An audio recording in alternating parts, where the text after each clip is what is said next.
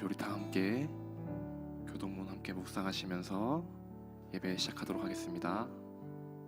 주님 말씀하시옵소서. 아멘. 주의 종이 듣겠습니다. 주여 어서 오시옵소서. 아멘. 우리는 주의 길을 예비합니다. 그러므로 이제는 여호와를 경외하며 온전함과 진실함으로 그를 섬기라. 우리가 결단코 여호와를 버리고 다른 신들을 섬기지 않겠습니다. 주님만이 우리 왕이시며 주인이시고 구원이십니다. 우리는 주의 종이요 백성이며 충성된 제자입니다. 순종하고 연합함으로 평생을 예배하며 주님만을 찬양합니다. 아멘. 우리 예배에 들어가기 앞서서 잠시 기도했으면 좋겠습니다. 주님, 내가 이 자리에 나왔습니다. 내 힘으로 나온 것 아니고 내 의지로 나온 것 아닙니다. 주께서 나를 이 자리로 불러주셨기 때문에 우리가 이 자리에 나와서 주께 찬양드리고 기도드리고 예배드립니다.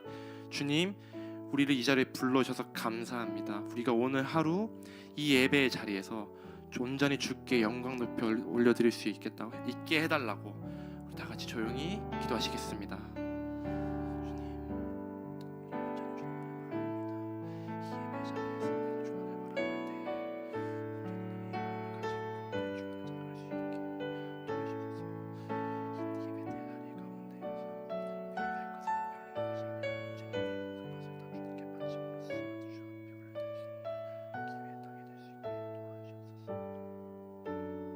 감사드리며 예수님의 이름으로 기도합니다.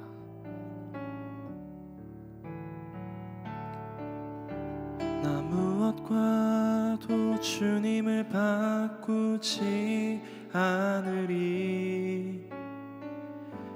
다른 어떤 은혜 구하지 않으리. 오직 주님만이 내 삶의 도움이시니 주의 얼굴 보기 원합니다. 나 무엇과도 주님을 바꾸지 않으리. 다른 어떤 은혜 구하지 않으리. 오직 주님만이 내 삶의 도움이시니 주의 얼굴 보기 원합니다. 주님 사랑해요. 주님 사랑해요.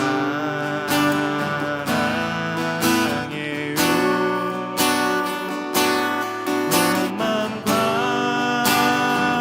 정성 다해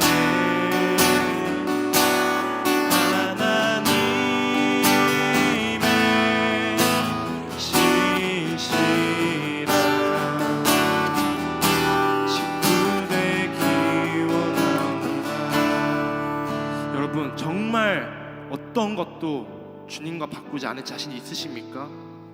우리가 정말 그 주의 말씀만을 의지할 것을 여러분 다짐하십니까? 우리가 다른 그 어떤 은혜 구하지 않습니다. 오직 주의 말씀만을 우리가 구하고 주께 그 말씀만을 의지하며 나아가야 합니다. 여러분, 우리 주의 말씀을 의지합시다. 그 마음 하나를 가지고 우리 다시 한번 이 찬양을 고백드리기 원합니다. 나 무엇과도 주님 바꾸지 않으리. 나 무엇과도 주님을 바꾸지 않으리. 다른 어떤 은혜 구하지 않으리.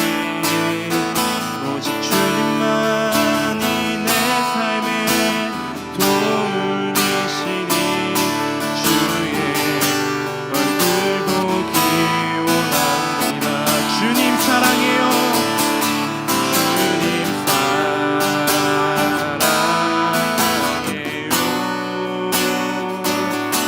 온 마음과 정성 다해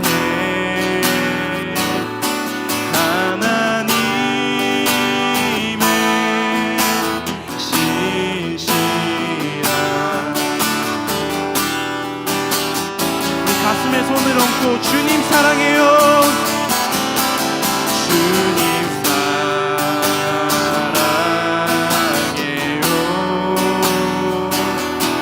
온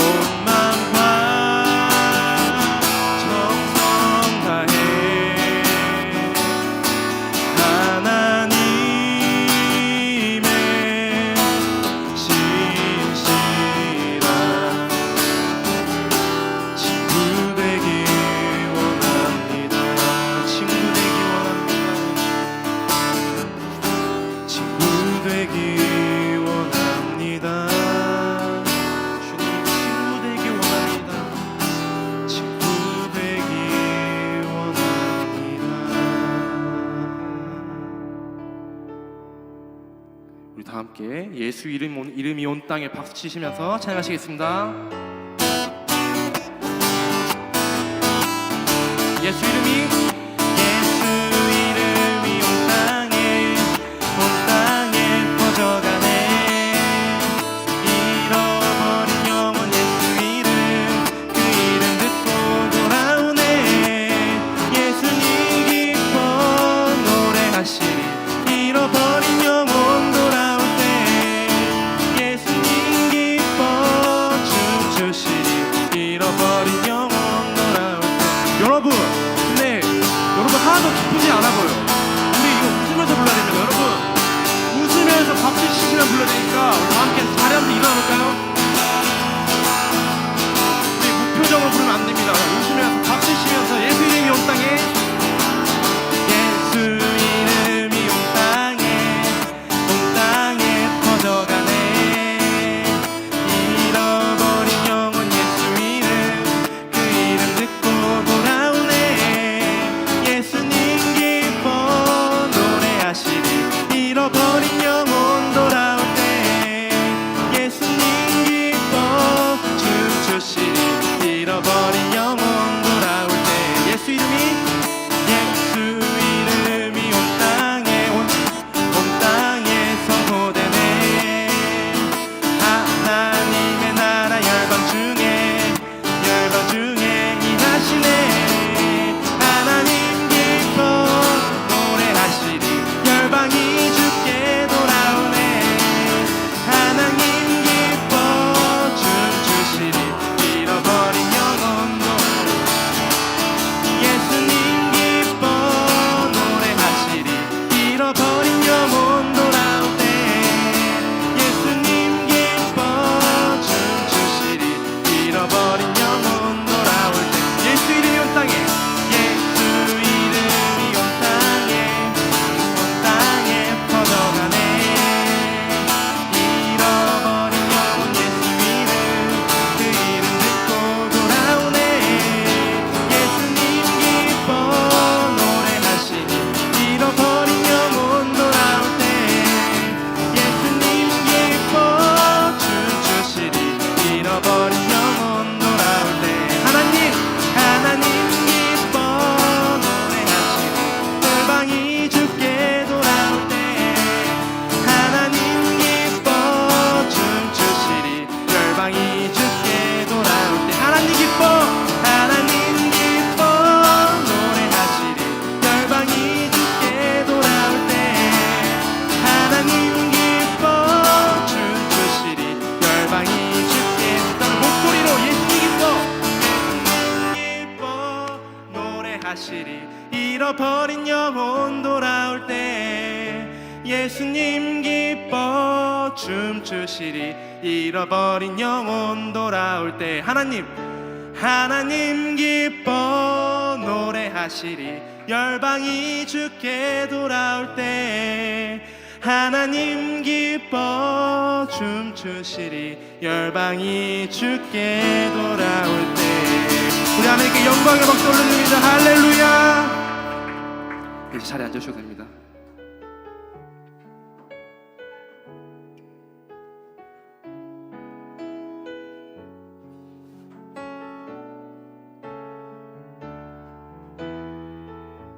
전능하신 나의 주, 전능하신 나의 주 하나님을 능치 못하실 일 전혀 없네. 우리의 모든 간구도, 우리의 모든 생각도, 우리의 모든 꿈과 모든 소망도 신실하신 나의 주 하나님은 우리의 모든 괴로움 바꿀 수 있네.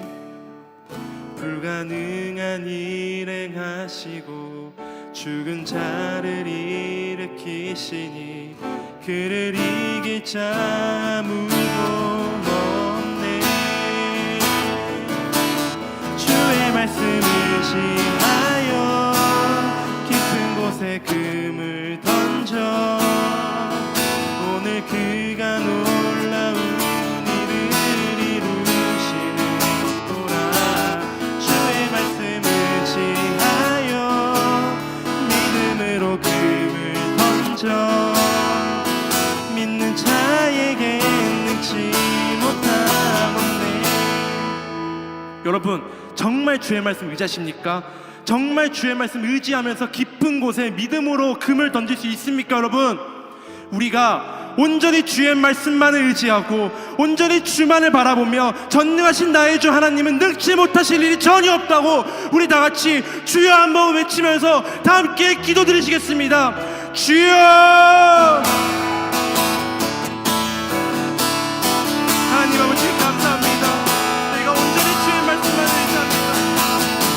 주님, 내가 주의 말씀만 의지하며 주께서 인도하시는 그 길로 나아가기 원합니다. 주님, 나에게 인도하여 주옵소서. 내가 다른 데 의지 하나 알고 없습니다. 주 오직 주 하나님만 있는 힘은 주의 영광입니다. 주님, 내가 온전히 주께 구합니다. 내가 온전히 주만을 바라봅니다. 주께서 나에게 바라보시는 그 하나님만을 바라봅니다. 그 말씀 안에 다 적혀 있습니다. 세상이 우리에게 어떤 것을 말을 하더라도 내가 믿고 나아가야 할 것은 오직 주의 말씀밖에 없습니다. 주의 말씀이 나의 벨바른 생이요 내 길에 비칩니다. 내가 온전히 주의 말씀만을 바라볼 수 있게 도와주셔서 내가 온전히 주의 말씀, 내가 온전히 주의 말씀만을 바라볼 수 있게 주님 인도하여 주시옵소서.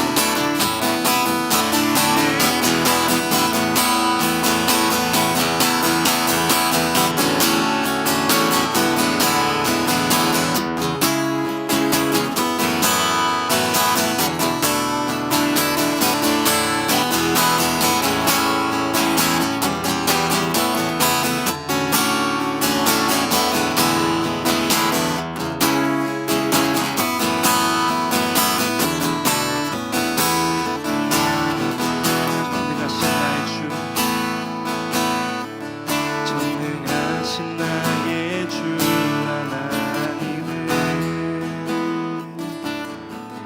능치 못하실 일 전혀 없네. 우리의 모든 간구도 우리의 모든 생각도 우리의 모든 꿈과 모든 소망도 신실하신 나의 주 하나님은 우리의 모든 괴로움 바꿀 수 있네.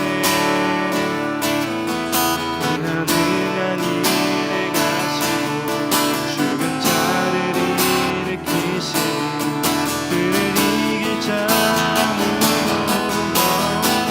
신실하신 나의 주, 신실하신 나의 주 하나님은 우리의 모든 괴로움 바꿀 불가능한 일에 가시고 죽은 자를 일으키시니 그를 이길 자 아무도 없네. 두 손 들고 주의 말씀 의지하여 깊은 곳에 금을 던져 오늘 그가 놀라운 일을 이루시는 것도라. 주의 말씀 의지하여 믿음으로 금을 던져 자에게 능치 못하겠네. 주의 말씀 의지하여 깊은 곳에 금을 던져 오늘 그가 놀라운 일을 이루시는 것도라. 주의 말씀 의지하여 믿음으로 금을 던져 믿는 자에게 능치 못하겠네. 마지막으로 주의 말씀 의지하여 깊은 곳에 금을 던져 오늘 그가 놀라운 일을 이루시는 것 보라. 주의 말씀 의지하여 믿음으로 금을 던져 믿는 자에게 능치 못함 없네.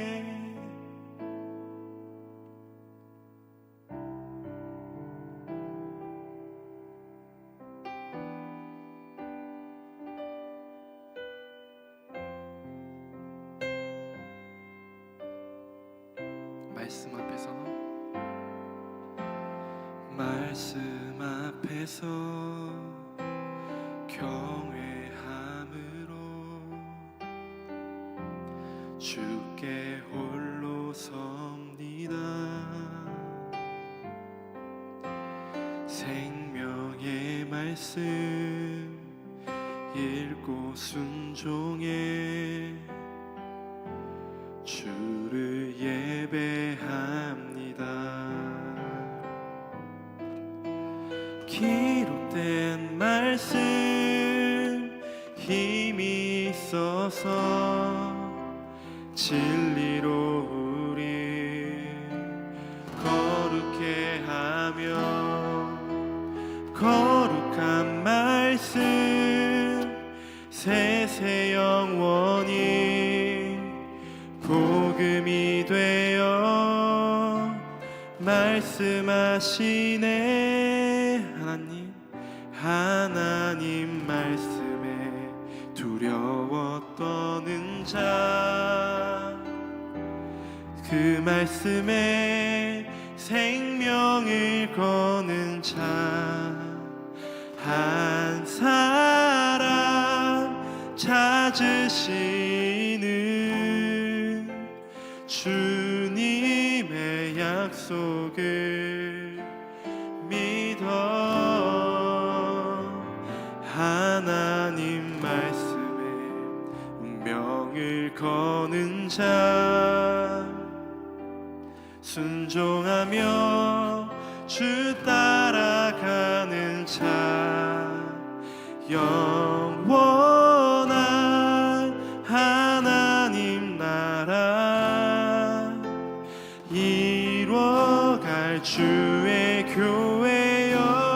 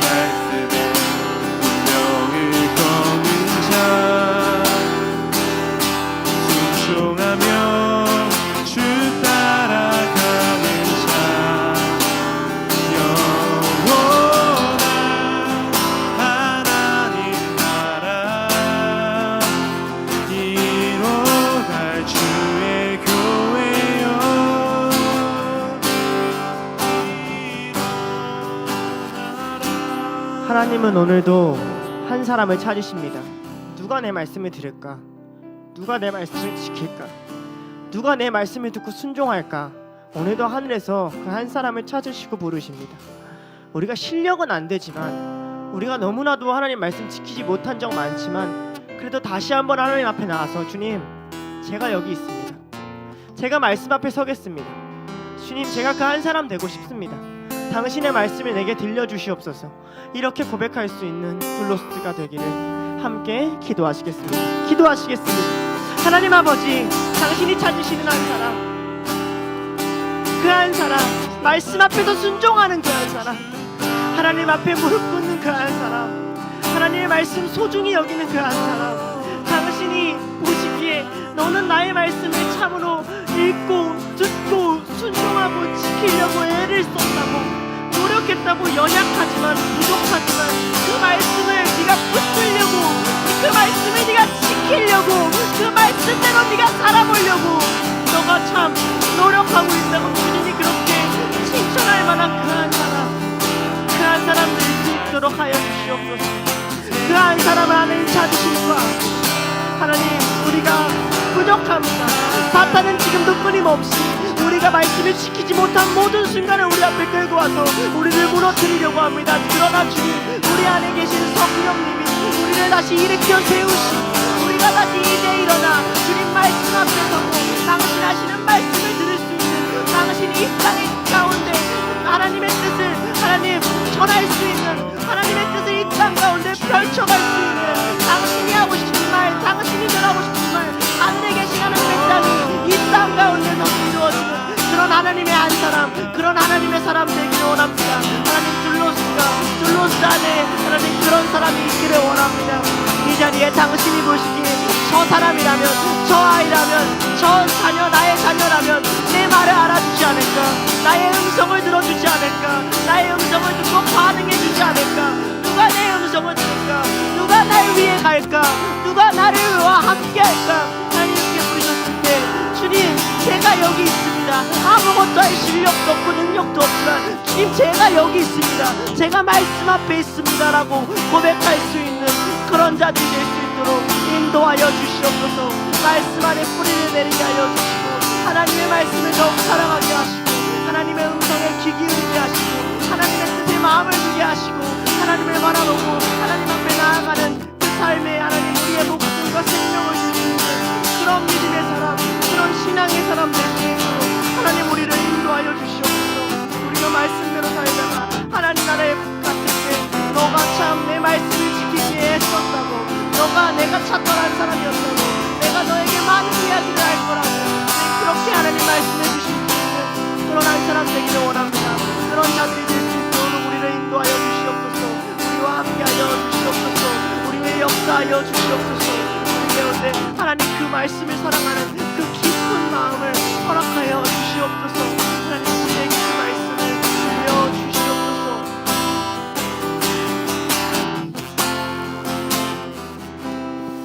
마지막으로 기도할 것은 우리 하나님 앞에, 주님, 내 상황이 어떻든 내 상태가 어떻든 나보다 하나님을 더 귀하게 여기길 원합니다. 나보다 하나님이 더 존귀하고 영광받아 마땅한 분이신 것을 인정하길 원합니다. 주님, 나를 향한 말씀 말고 주님이 하고 싶은 말씀을 할 수 있는, 내가 듣고 싶은 하나님의 말씀 말고 하나님이 하고 싶은 말씀할 수 있는 그런 예배 되게 해달라고, 그런 둘로스 되게 해달라고, 그런 시간 되게 해달라고 함께 기도하시겠습니다. 하나님, 말씀 앞에 나왔습니다. 주님, 무슨 말 하고 싶으십니까? 주님은 무슨 계획이 있으십니까? 주님은 무슨 생각을 하고 계십니까? 하나님은 어디 계십니까? 어디로 가고 계시고 무엇을 하고 계십니까?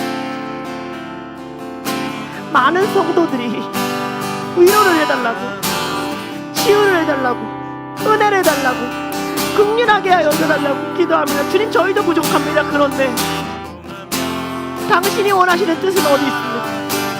당신이 하고자 하는, 당신이 말하고자 하는, 당신이 생각하는 그 하나님 나라는 어디 있습니까? 우리에게 알려주시옵소서.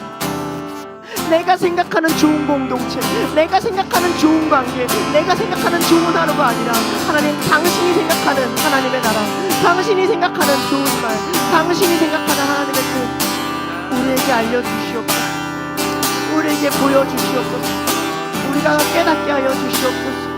우리가 하나님 앞에 나와 기도하고 하나님 앞에 나와 순종할 수 있도록, 하나님 마음이 시원할 수 있도록, 하나님 마음속에 있는 이야기를 하나님 끄집어낼 수 있도록, 들로스가 있으니 내 말을 할 공동체가 있다고, 너희가 있으니 내가 나의 뜻을 전할 수 있다고, 그렇게 얘기할 날이 올 때까지 하나님 우리에게 당신의 말을, 당신의 마음을, 당신의 생각을, 당신의 계획을, 당신의 뜻을, 당신의 역사하심을 하나님 허락하여 주시옵소서. 우리가 이 자리에서 듣기를 원합니다. 주님 말씀 옳지 않습니까? 주님 말씀 믿고 나왔지 않습니까? 우리가 다른 무언가 의지하고 나온 것이 아니지 않습니까? 하나님 살아계신 예수님의 역사와 사랑 의지하며 나왔사오니 하나님 그거 붙잡고 나왔사오니 우리의 마음을 보시고 우리의 사랑을 보시고 더 나아가 예수 그리스도의 사랑을 우리에게 부어주셔서 성령님의 역사를 우리에게 부어주셔서 이 안에 하나님의 말씀이 끊이지 않는, 이 안에 하나님의 사랑이 끊이지 않는, 하나님이 속 시원하게 자신의 아이들 얘기를 모두 쏟아놓을 수 있는 그런 곳 될 수 있도록, 그런 예배 될 수 있도록 우리에게 임재하여 주시옵소서. 우리와 함께하여 주시옵소서. 우리와 역사하여 주시옵소서. 하나님 아버지 감사합니다. 우리를 예배 자리 가운데로 불러주심에 감사드립니다. 주님, 예배는 하나님을 만나는 곳입니다. 당신이 우리를 찾으시고 부르셔서 우리를 보기를 원하셔서 삶의 허덕이고 인생의 허덕이는 우리의 삶 가운데 하나님의 복음을, 하나님의 계획을, 하나님의 신실하심을 알려주기 원하셔서 우리를 이 자리 가운데 부르심을 믿습니다. 하나님, 그러나 우리는 여전히 죄가 많아 더 큰 위로와 더 큰 사랑과 더 큰 은혜를 구합니다. 때로는 그것 때문에 하나님 말씀을 놓치고 하나님의 내 앞에 살아계심을 놓치고 성령님이 내 안에 역사하심을 놓칠 때가 너무도 많습니다. 주님, 그것들 모두 내려놓고 당신께 예배를 드립니다.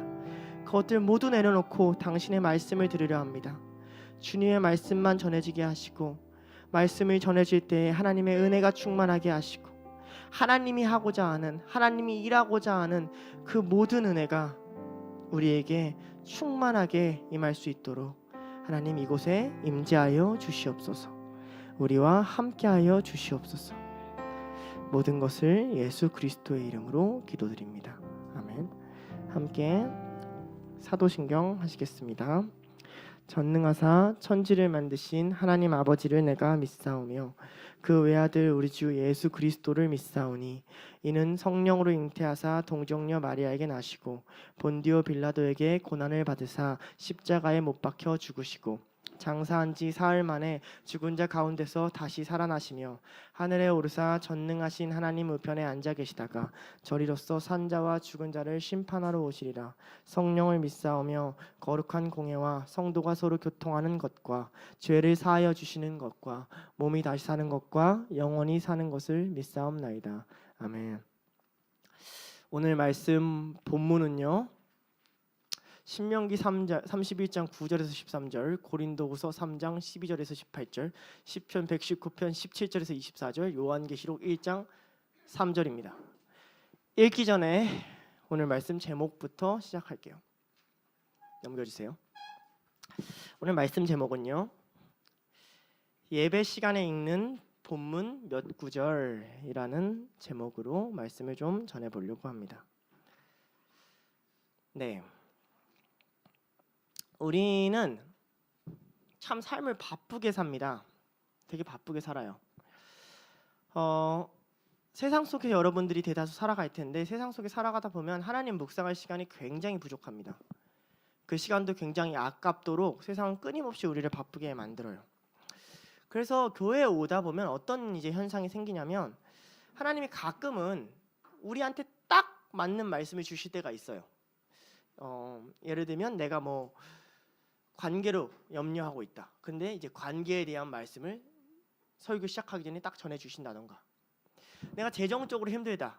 그런데 성경책을 폈는데 이 본문이 나한테 마음에 와닿았어. 근데 목사님이 또 언급하셔. 기도회 때 또 언급해. 이렇게 반복해서 우리한테 들려주신다던가. 이럴 때가 분명 있어요. 근데 반대로 우리가 드리는 매주 동안 많은 예배들은 그렇지 않는 말씀이 더욱더 많을 때가 있습니다. 나의 고민은 이것인데, 나의 인생은 이런 방향인데, 나의 삶은 이렇게 흘러가고 있는데, 마치 말씀은 그게 무슨 상관이 있냐는 듯 전혀 다른 이야기를 하는 것 같을 때도 굉장히 많아요. 그러니 나의 이야기라고 느낄 때는 우리가 엄청 은혜 받아요. 와, 이걸 고민하고 있었는데 하나님 이 말씀을 딱 해줘. 야, 이 예배는 시작부터 엄청 은혜다. 동시에 내가 이걸 고민하고 있거나 또는 내가 아무런 고민이 없어. 그러면 어떤 설교를 들어도 그렇지, 그 설교가 옳은 얘기지 라고 하면서 중간에 졸기도 하고 딴짓하기도 하고 딴 생각하기도 하고 하면서 제 3000% 빠지게 되는 거죠. 여러분, 우리 개신교 예배에 여러분이 익숙해져서 그런데 우리가 드리는 이 예배 형식은 사실 일반적이지 않아요. 역사적으로 볼 때 개신교 예배, 그러니까 기독교, 우리가 말하는 크리스천의 예배 중심에는 뭐가 있죠? 알아요? 가장 핵심 시간이 뭐예요? 예배 시간 중에 설교 시간으로 차지가 돼요. 그죠? 왜냐하면 개신교는 말씀 중심으로 예배를 구성하고 짰기 때문에 그래요. 하나님의 말씀을 중심에 놓고 앞에 뭐 할 건지 뒤에 뭐 할 건지 그렇게 생각하고 움직였기 때문에 그래요. 이건 우리가 너무 당연하다고 생각해요. 근데 여러분이 동방정교를 가거나 가톨릭을 가거나 기독교 분파에서 나온 다른 형식을 가보면 말씀이 주가 아닌 예배들이 있어요. 마치 오프닝 찬양 하나 날려도 예배 시간에 참석하는 사람이 있듯이 말씀이 그런 역할을 할 때가 있어요. 그럼 뭐가 주인데요? 어떤 곳에서는 성찬이 주기도 하고요. 어떤 곳에서는 기도가 주기도 해요. 그런 예배를 가보면 왜 이렇게 예배 형식이 다르지? 이렇게 느낍니다. 우리한테 가지고 있는 복은 뭐냐면요, 설교 중심, 말씀 해석과 말씀을 중심으로 예배를 드릴 수 있다는 게 굉장히 큰 복이에요. 다시 말하면 말씀 안에 살아계신 하나님을 만날 수 있는 게 우리 예배의 굉장히 큰 복이에요. 그런데 문제가 하나 있죠. 그러니까 예배를 자꾸 뭐라고 생각하냐면 예배를 자꾸 설교라고 생각해요. 근데 예배를 설교라고 생각하다 보니까 요즘 어떤 트렌드가 생기냐면요, 이런 트렌드가 생겨요. 예를 들면 쇼츠로 설교 영상을 보는 경우가 있어요. 그죠? 쇼츠로 설교 영상을 보는 것 자체를 저는 비난하지 않습니다. 그런데 거기에 위험성이 있어요. 뭐냐? 설교의 가장 강력한 일부분이 뽑아져 나서 우리한테 던져져서 나와요. 쇼츠를 보면. 이때 가장 큰 문제는 뭐냐? 본문을 모르게 돼요. 여러분, 쇼츠로 내리다 보면 약간 설교도 나오잖아요. 그죠? 그때 그 쇼츠의 본문이 뭔지 깊숙이 파악하고 보세요? 아니면 넘기세요? 야, 정말 좋은 말씀이다. 무슨 말인지 알겠어요? 사탄이 지금 어떻게 싸우냐면요, 사람의 말을 하나님의 말보다 위에끔 두게 계속 만들어가는 거예요. 설교는요, 하나님 말씀에 대한 풀이일 뿐이에요. 본문이 말하는 것을 말하게끔 하도록 도와주는 역할일 뿐이에요. 자, 오늘 조금 여러분이 듣던 설교 방식과 좀 다르죠. 왜냐하면 보통은 찬양이 끝나면, 기도가 딱 끝나면 뭐해요? 본문을 읽잖아요. 근데 안 그랬거든요. 내가 왜 안 그랬느냐? 오늘 말씀의 핵심은요, 말씀 봉독입니다. 성경을 봉독하는 시간. 왜냐하면 우리가 지금 예배를 배우고 있고 찬양이 끝났어요. 이제 앞으로 설교에 대해서 배울 거예요. 우리한테 지금 말씀이 전해지는 이 시간은 도대체 무슨 시간이냐, 하나님은 이곳에서 뭘 하길 원하시냐, 이런 거 배울 건데, 그 포문을 여는 어쩌면 가장 중요할 수 있는 하나님 말씀을 읽는 시간에 대해서 다뤄볼 거예요. 그래서 오늘은 말씀을 굉장히 많이 찾을 거고요. 열심히 뭐 할 것 같아요? 읽을 것 같아요. 똑똑해요. 그래 보려고 합니다. 그러니 처음에는 이 말씀이 도대체 나랑 무슨 상관이야 라는 마음이 들더라도 일단 좀 따라와 줬으면 좋겠어요. 먼저 우리 이것 좀 한번 생각해 봅시다. 우리가 본문을 왜 읽을까? 자, 본문을 왜 읽을까요? 당연히 읽어야지. 하나님 말씀이니까. 그죠? 하나님의 성경을 읽는 게 무슨 의미가 있을까요? 아니, 성경 안 읽고 설교하면 안 되나요? 아니, 생각해 보면 베드로나 스데반이나 초대교회 사도행전 같은 애 보면 성경 봉독 안 했잖아요. 그죠? 그냥 다짜고짜 가가지고 부형들이여 우리 하나님께서 막 이러면서 막 손가락 치면서 성경 인용만 했잖아요. 인용만.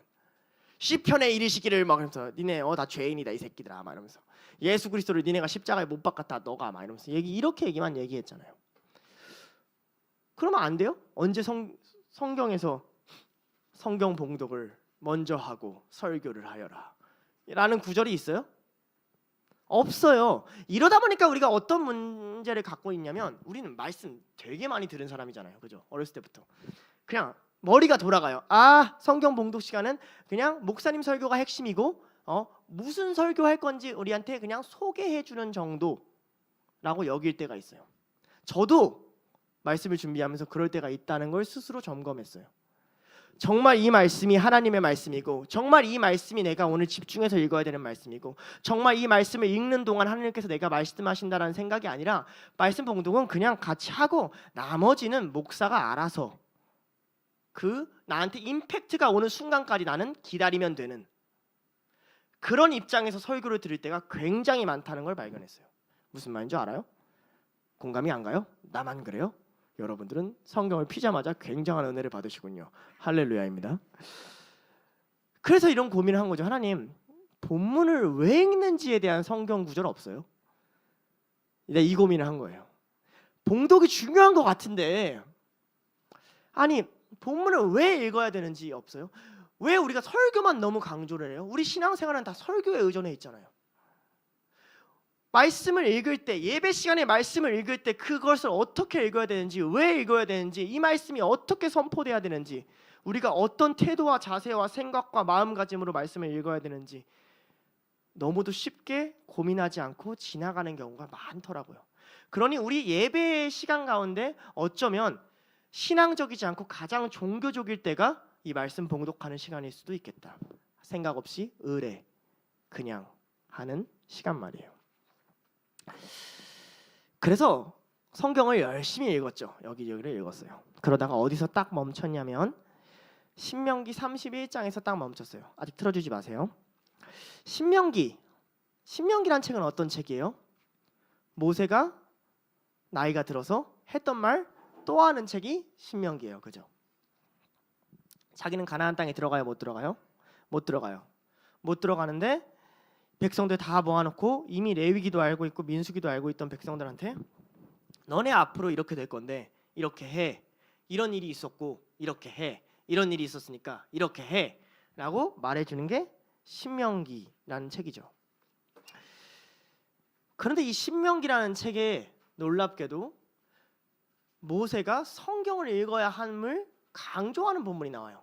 왜냐하면 신명기는요 레위기랑 다르게 법이 아니에요. 레위기는 이스라엘 모세 오경 중에서 법이에요. 헌법 같은 거예요. 신명기는 세 편의 설교예요. 그러니까 모세가 레위기랑 민수기를 가지고 나서 세 편의 설교를 만든 걸 묶어놓은 게 신명기 1장부터 30장이에요. 그 30장의 설교가 딱 끝나고 나서 31장에 들어왔을 때 여호수아라는 리더를 세우고 나서 이런 얘기를 합니다. 우리 다 같이 신명기 31장 9절에서 13절을 한 목소리로 읽어볼 건데요. 찾을 기회를 시간을 줄 건가? 아니면 앞에 보셔도 돼요. 자, 읽을까요? 시작.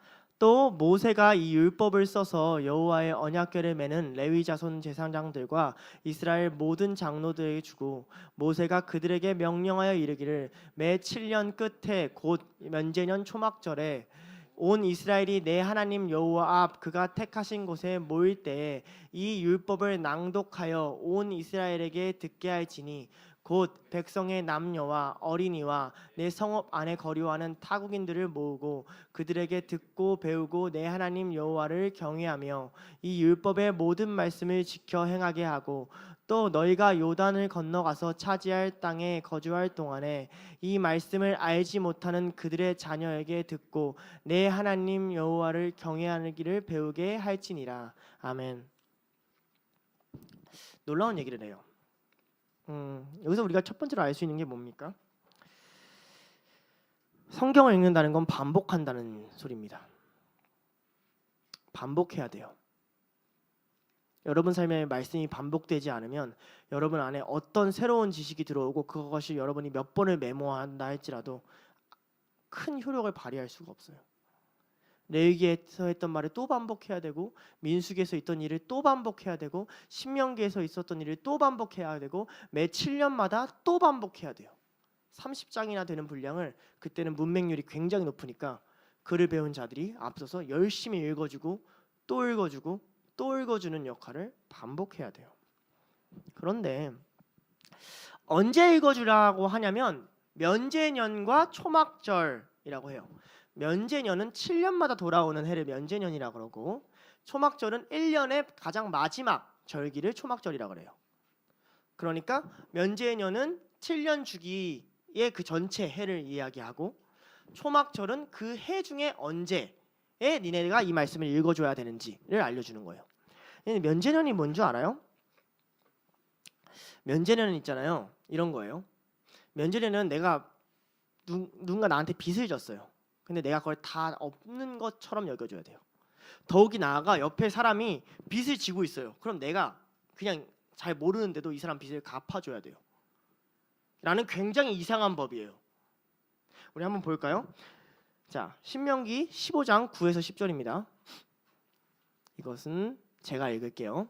삼가 너는 마음에 악한 생각을 품지 말라. 곧 이르기를 일곱째 해 면제년이 가까이 왔다 하고 내 궁핍한 형제를 악한 눈으로 바라보며 아무것도 주지 아니하면 그가 너를 여호와께 호소하리니 그것이 내게 죄가 되리라. 너는 반드시 그에게 줄 것이요 줄 때는 아끼는 마음을 품지 말 것이니라. 이로 말미암아 내 하나님 여호와께서 내가 하는 모든 일과 내 손에 닿는 모든 일에게 내게 복을 주시리라. 되게 놀랍지 않아요? 아끼는 마음을 조금이라도 품지 말래요. 마음도 품지 말래요. 다 주래요. 다 면제해 주래요. 가난한 사람이 이 말씀이 지켜지면 이스라엘 안에 있을까요, 없을까요? 없어요. 부유한 사람이 없어질지언정 매 7년마다 이스라엘은 가난한 사람이 없어져야 원래 정상이에요.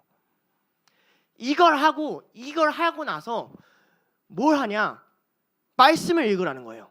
이 말씀이 무슨 얘기냐? 이런 얘기예요. 가난해서, 궁핍해서, 바빠서, 삶이 어려워서, 힘들어서 하나님 얘기 못 듣게 하는 사람 없게 하라는 거예요. 성경 봉독은 한 목소리로 다 같이 이곳에서 우리가 어떤 하나님의 말씀을 들을 것인가를 선포하는 시간이에요. 우리는 면제년을 지키지 않아요. 우리는 나만 잘 읽으면 돼요. 우리는 나만 은혜 받으면 되고 나만 하나님 앞에 잘 서면 돼요. 다른 사람 전혀 신경 쓰지 않아요. 그런데 구약에서는 그렇게 시작하지 않아요. 면제년에 그 해의 말씀을 봉독해. 너희가 다 갚아줘야 돼. 왜 다 갚아줘야 되는 줄 알아? 왜 다 면제해줘야 되는 줄 알아? 하나님의 성품이 그래서 물론 그렇죠. 그런데 말씀이 들려져야 되니까. 굶어 죽고 있는데, 가난해 죽고 있는데 어떻게 말씀을 들려줄 거야? 너네가 다 말씀을 들어야 되니까 라고 말씀하시는 거예요. 동시에 나오는 게 뭐냐면 초막절이에요. 초막절도 굉장히 이상한 절기예요. 초막절은 이스라엘 추수의 끝이에요. 가장 풍성할 때예요. 가장 많은 수확을 얻을 때예요. 자, 그때 뭐해요? 그때 그들이 광야로 나와요. 광야로 나와서 광야에서 7일 동안 노숙 생활을 해요. 우리도 그런 거 한번 해볼까요? 가장 풍요로울 때, 가장 잘 될 때 이제 7일 동안 노숙 캠프, 노숙과 말씀과 캠프하고 그 7일 후에 대성회로 다 샤워하고 주님 앞에 모여서 예배하면 진짜 이곳이 천국이구나, 할렐루야, 하나님이 우리에게 뭐 에어컨을 주셔서 감사합니다, 막 이렇게 하자는 거죠. 이렇게 끄덕끄덕 하는 거 보면 하지 마요. 자, 이때 뭐 해요? 이때 말씀을 읽으라는 거예요. 어디서? 가난한 곳에 가서, 광야에 가서. 참 중요해요. 왜냐면요,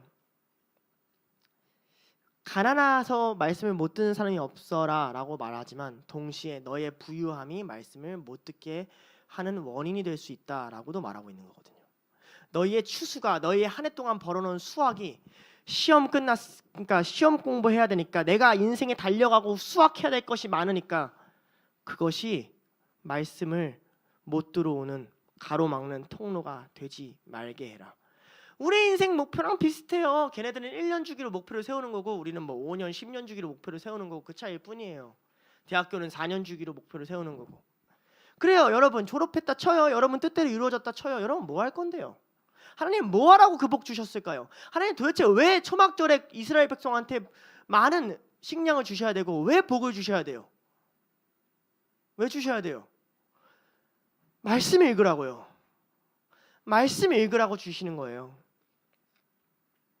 말씀을 선포하는 시간은 어떤 시간이냐면 그렇기 때문에 모든 것이 바쁜 와중에 잠깐 멈추는 시간이에요. 막 추수하고 일하고 막 바쁘고 정신 없어요.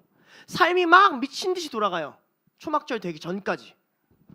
가난하고 궁핍하고 힘들어요. 정신 없어요. 허덕이고 살아요. 그런데 딱 7년째 되는 날 말씀을 봉독하는 그 시간이 되면 모든 게 다 멈춰요. 가난한 자도 가난함에 멈추고 부유한 자도 부유함에 멈춰요. 모든 게 다 멈춰요. 모든 게 다 일시정지를 해요. 그 자리가 말씀이 들리는 자리예요. 말씀 봉독은요, 예배 시간에 하나님이 어떻게 하시는 거냐면 인생에 정신이 없어요. 이것도 해야지, 저것도 해야지, 이것도 생각해야지, 다음엔 이런 과제도 있지, 우리는 미래를 이렇게 준비해야지, 이런 관계를 만들어야지. 정신이 하나도 없어요. 예배 시간에 왔어요. 찬양을 불러요. 여전히 정신이 없어요. 마음이 정리가 안 돼요. 말씀이 딱 선포되는 순간 하나님이 잠깐 뭘 얘기하는 거냐면 멈춰 얘기하는 거예요. 멈춰. 지금은 안식할 때야. 멈춰. 너의 부유함도 너의 가난함도 너의 복잡함도 너의 일상도 말씀이 침투하지 못하게 가로막는 장애물이 되지 않게 해. 딱 멈춘 다음에 하나님은 이렇게 얘기하십니다. 자, 신명기 31장 11절부터 13절까지의 말씀인데요. 온 이스라엘이 내 하나님 여호와 앞 그가 택하신 곳에 모일 때에 이 율법을 낭독하여 온 이스라엘에게 듣게 할지니 곧 백성의 남녀와 어린이와 성읍 안에 거류하는 타국인들을 모으고 그들에게 듣고 배우고 내 하나님 여호와를 경외하며 이 율법의 모든 말씀을 지켜 행하게 하고 또 너희가 요단을 건너가서 차지할 땅에 거주할 동안에 이 말씀을 알지 못하는 그들의 자녀에게 듣고 내 하나님 여호와 경외하기를 배우게 할지니라. 굉장히 독특한 말씀을 하시는데요. 말씀 봉독에 어떤 힘이 있어요? 타국인들을, 하나님을 알지 못하는 너희의 자녀들을, 아니 그들의 자녀들을 하나님 말씀을 들리게 하라라는 거예요. 우리가 말씀을 봉독하는 시간은 그런 시간이에요. 착각하면 안 되는 게 내가 마음이 있어서 신앙이 있어서 하나님을 잘 경외해서 말씀을 제대로 읽어야 되는 게 아니에요. 성경은 반대로 말하고 있어요. 너가 말씀을 봉독해야 되는데 왜 말씀을 봉독해야 되냐면 듣지 못하는 자, 타국인, 알아듣지 못하는 자가 경외하는 것을 배워야 되니까 라고 얘기를 해요. 말씀 봉독하는 것을 제대로 해야, 말씀을 제대로 읽는 법을 가르쳐줘야, 말씀이 제대로 들리는 걸 알려줘야 그들이 경외할 수 있다라고 말하고 있는 거예요. 왜 하나님이 우리한테 성경 읽으라고 하냐고요? 우리가 예배 시간에 왜 성경을 읽냐고요? 우리는요, 말씀을 주지 않으면, 말씀이 들리지 않으면, 말씀을 읽지 않으면, 말씀을 고백하지 않으면 하나님을 경외할 수 없는 존재들이기 때문에 그래요. 우리는요, 타국인처럼 생각하고 우리는요, 다른 세대처럼 행동해요. 우리는 뻔뻔해요. 말씀을 너무 잘 알고 있다고 생각하는 것 같아요. 말씀이 너무 익숙하니까 그냥 아무 생각 없이 읽어도 된다고 생각하는 것 같아요. 아니요. 여호와를 경외하는 자가 말씀을 읽는 게 아니에요. 말씀을 읽는 자가 여호와를 경외하게 되는 거예요. 하나님이 그래서 우리를 부르시는 거예요. 예배를 예배답게 만드셔야 되니까. 우리에게 하나님 경외하는 마음을 심어줘야 되니까. 일단 니네들이 입술을 열고 목소리를 열어서 오늘 너희에게 주시는 하나님 말씀을 읽어. 그러면 하나님 모르던 그들도 배워서 하나님을 경외하게 될 거야. 이렇게 말씀하시는 거죠. 그러니 잠깐 멈춰서서 하나님 경외하게 되려고 하나님 우리에게 말씀을 읽게 하신다. 이렇게 말씀하세요. 알겠는데 오늘 설교가 좀 어려운 부분이 이제부터 어렵습니다. 여기까지도 어려웠는데 이제 갈수록 어려워요. 왜 어렵냐? 오늘 설교는 있잖아요. 좀 노답이에요. 할렐루야. 아멘. 뭐에 아멘 하는 거지? 이거 다 중독이야 내가 봤을 때. 자, 두 번째 섹션을 설명해 드릴게요. 그렇다면 우리는 본문이 왜 이렇게 안 읽히는가를 한번 생각해 보자고요. 알겠어요, 전도사님. 알겠어요, 리더님. 그렇죠. 말씀 읽는 거 중요하죠. 그렇죠. 하나님의 말씀을 읽어야 경외하죠. 누가 그걸 몰라요? 여기 다 그거 알고 있지. 그렇죠. 왜 이렇게 안 읽힐까요? 왜 우리는 놓칠까요? 왜 우리는 안 될까요? 이 생각이 드는 거예요. 답답하잖아요. 이스라엘은 문맹률이 낮으니까 읽어줘야 되는 건 맞아요. 그죠? 그들은 글자를 못 읽으니까. 아, 우리는 얼마나 감사해요. 여기 지금 글자 못 읽는 사람 손 들기만 해봐요. 확 그냥 한글 다 읽을 수 있잖아요. 내가 성경책이 없다. 내가 사줄게요. 손 들어봐요. 성경책 없죠.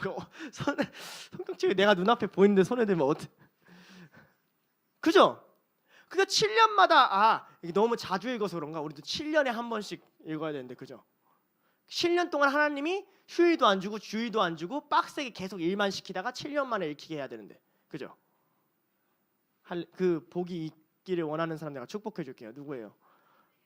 너 이렇게 지금 대답하는 것 같은데 아니잖아요.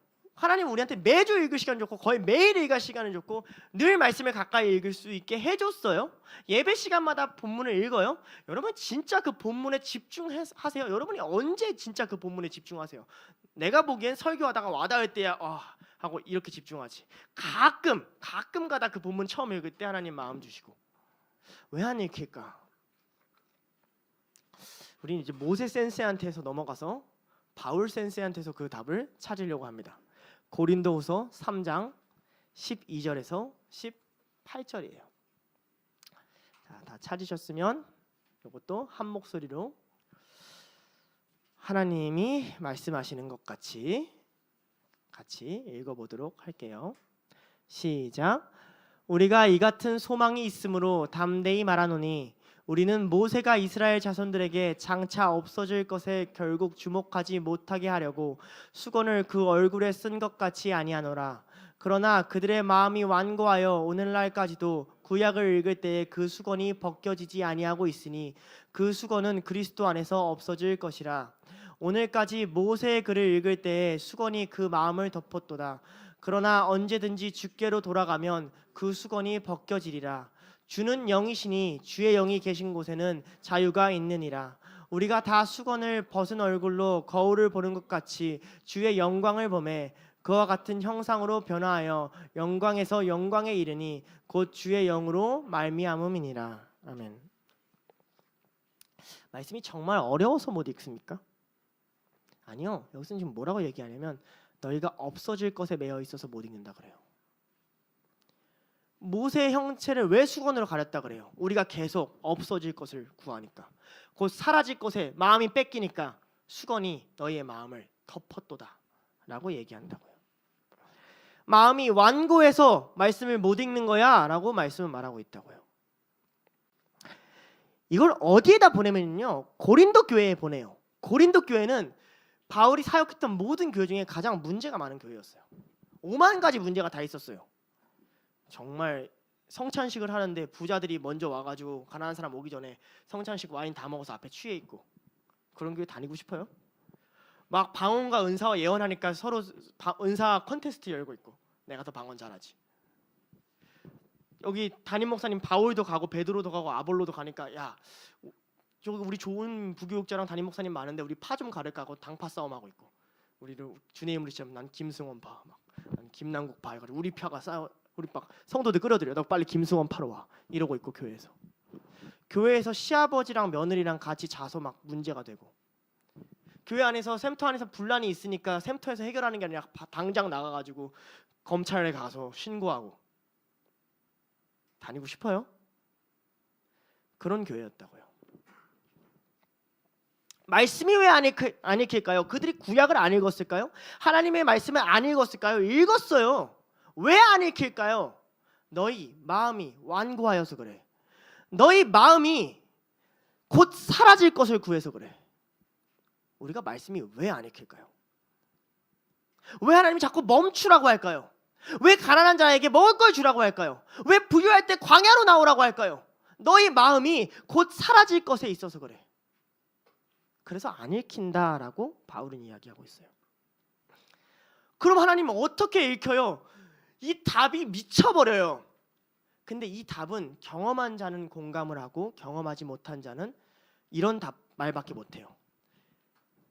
정답은 좀 이따 알려줄 건데 이 정답을 경험하지 못한 자는 그러니까 성경 더 열심히 읽으란 말이죠. 그러니까 기도도 열심히 하란 말이죠. 그러니까 일단 큐티 더 열심히 하란 말이죠. 이렇게밖에 반응하지 못해요. 바울이 주는 답은 이거예요. 17절 16, 17절. 그러나 언제든지 주께로 돌아가면 그 수건이 벗겨지리라. 주는 영이시니 주의 영이 계신 곳에 자유가 있느니라. 이게 바울이 주는 답이에요. 성경 어떻게 읽어요? 성령으로 읽어요. 이게 이해가 되는 사람은 성경 읽기가 쉬워요. 이게 이해가 안 되는 사람이 이제 괴로워요. 뭔 개소리야, 주는 영이시니요. 다시 말하면 누가 읽힌다는 거예요, 성경을? 여러분이? 아니면 하나님이? 하나님이 성경을 읽어줘야 읽을 수 있어, 너네는. 그러니 너네 마음에 완고한 걸 벗어내야 돼. 일시적인 걸 벗어내야 돼. 16절의 전제가 그거잖아요. 그러나 언제든지 주께로 돌아가면. 기준이 누구예요? 하나님, 난 말씀도 못 읽는 빙신입니다. 나 문맹입니다. 나 이해 못합니다. 나 주님께로 돌아가야만 이 말씀이 읽힙니다. 이 세상 것 붙잡고 말씀 읽으려니까 아무것도 안 보입니다. 하나님의 것 안 붙잡고 내 생각대로 읽으려니까 말씀이 전혀 읽히지가 않습니다. 주님이 읽어주셔야 됩니다. 주님이 해석해 주셔야 됩니다. 성령님이 내 안에서 성경을 읽어주셔야 됩니다. 하나님, 말씀 봉독하는데 매주 예배 드리는데 왜 성경 읽을 때부터 은혜 안 주세요? 왜 말씀 읽는 그 순간부터 나에게 안 보여주세요? 왜 내 얼굴에 계속 수건이 가리고 있는 것 같아요? 주님, 나 이 얼굴을 벗어나고 하나님의 영광을 보기 원하는데 왜 나를 안 보여주세요? 하고 나아가야 되는 시간이 성경 봉독의 시간이라고 바울은 말하고 있는 거예요. 여러분, 모세가 어땠습니까? 율법을 받았지만 하나님을 마주하고 하나님으로부터 율법을 받은 모세가 어땠어요? 내려올 때 그의 얼굴이 빛이 났어요. 하나님으로 가득했다고요. 그의 모든 것에 하나님의 영광이 가득했다고요. 하나님이 그렇게 할 수 있다고, 내가 너에게 그렇게 일할 수 있다고 증명한 사건이 그 사건이라고 바울은 이야기하고 있는 거예요. 여러분이 마주하는 말씀이 뭐예요? 하나님이 마치 모세에게 시내산에서 율법을 주듯이 여러분을 마주하면서 이곳에 함께 하셔서 주는 말씀 아니에요? 여러분, 그렇게 말씀 받아들이고 있어요? 마치 모세가 시내산에 올라가서 하나님과 대면하여 말씀을 받듯이. 아니지, 모세는 그렇게 받는 거고, 우리는 이론적으로는 예배는 예수님이 함께하는 시간이고, 이론적으로는 예배는 성령님이 함께하는 시간이고, 이론적으로 예배는 하나님이 임재하는 시간이지만, 이 자리가 과연 시내산처럼 어떻게 하나님을 마주하며 영광을 얻을 수 있는 자리가 될까? 그럴 수는 없지 라고 생각하고 있는 건 아니에요. 여러분, 믿음이 어디 있어요? 말씀은 내가 읽는 거지 라고 생각하고 있는 건 아니에요. 하나님이 모세에게 말씀을 주듯이 우리에게 말씀을 주시겠다고 한다고요. 그러니 모세가 그 풍랑 가운데 그 불이 내리고 땅이 갈라지는 그 구름사리로 들어가서 하나님의 말씀을 받아야 하듯이 우리도 주의 영이 있는 곳으로 하나님께로 돌아가면 그가 너희를 보여주실 거야 라고 바울은 말하고 있다고요. 그래서 제가 기도문을 하나 작성했어요. 우리가 함께 이 기도문을 읽을 건데, 말씀을 읽을 때 띄워주세요. 같이 이런 마음을 반복해서 고백하고 또 고백하고 고백하면서 말씀을 읽었으면 좋겠다라고 생각해서 이 기도문을 적어봤어요. 함께 기도문 읽어볼게요. 시작. 내 안에 지금도 살아계신 성령님, 내가 성령님께로 돌아갑니다. 주의 영이 계신 곳에 자유가 있습니다. 나의 눈을 열어 주의 말씀을 보게 하시고 나의 귀를 열어 주의 말씀을 듣게 하시고 나의 입을 열어 주의 말씀을 고백하게 하시고 나의 무릎을 세워 주름 말씀대로 살게 하옵소서. 여러분, 기도하고 반복하고 다시 말씀 앞에 서세요. 말씀 봉독하기 전에 잠깐 멈춰서 기도하고 다시 말씀 앞에 서세요. 성령님 살아계시죠? 내 마음이 지금 비록 수건에 갇힐지라도 내 안에 살아계시죠? 나 당신께로 돌아갈게요. 내 힘으로 못 봐요. 내 힘으로는 설교 시간에 설교도 못 들어요. 나의 눈을 열어 당신 말씀 보게 하시고 나의 귀를 열어 내가 지금 듣고 있는 당신의 말씀 듣게 하시고 나의 입술을 열어 이 말씀 제대로 고백하게 하시고 나의 무릎을 세워서 이 말씀이 끝났을 때 당신이 원하는 곳에 갈 수 있도록 나 좀 인도해 주세요. 기도하셔야죠. 우리가 말씀을 읽을 때 빛과 같이 나오길 원해요. 하나님께서 너희는 세상의 빛이라 하셨잖아요. 근데 우리가 언제 빛이 됐을까요? 모세가 하나님을 만났을 때 그가 빛이 됐어요. 우리가 하나님의 말씀을 온전히 만난다면 우리는 빛이 돼요. 하나님의 영광이 우리에게 임한다면 우리는 빛이 돼요. 우리 스스로는 빛날 수 없지만 하나님의 영광이 임한 자들마다 빛이 돼요. 그런데 하나님의 영광이 아니라 세상의 것, 자신의 문제, 자신의 사라질 것에 집중하는 아담과 하와는 곧 빛이 아닌 서로가 벌거벗었음만 보게 돼요. 여러분은 어떻게 말씀을 읽고 계십니까? 여러분에게 임하는 말씀은 벌거벗은 아담과 하와에게 임하는 말씀입니까?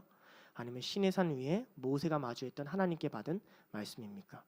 여러분은 예배 시간에 목사님이 아직 설교하기 전에 하나님의 말씀을 읽을 때 어떤 태도와 마음으로 말씀을 읽으십니까?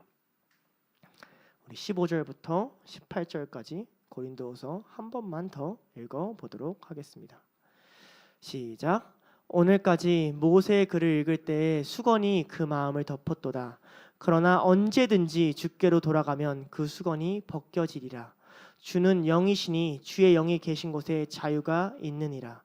우리가 다 수건을 벗은 얼굴로 거울을 보는 것 같이 주의 영광을 보매 그와 같은 형상으로 변화하여 영광에서 영광에 이르니 곧 주의 영으로 말미암음이니라. 아멘.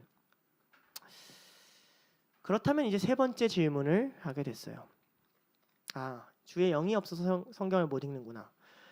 그럼 하나님 어떻게 읽어야 돼요? 주의 영과 함께 어떤 식으로 읽어야 되는데요? 어떤 식으로 읽는 게 잘 읽는 건데요?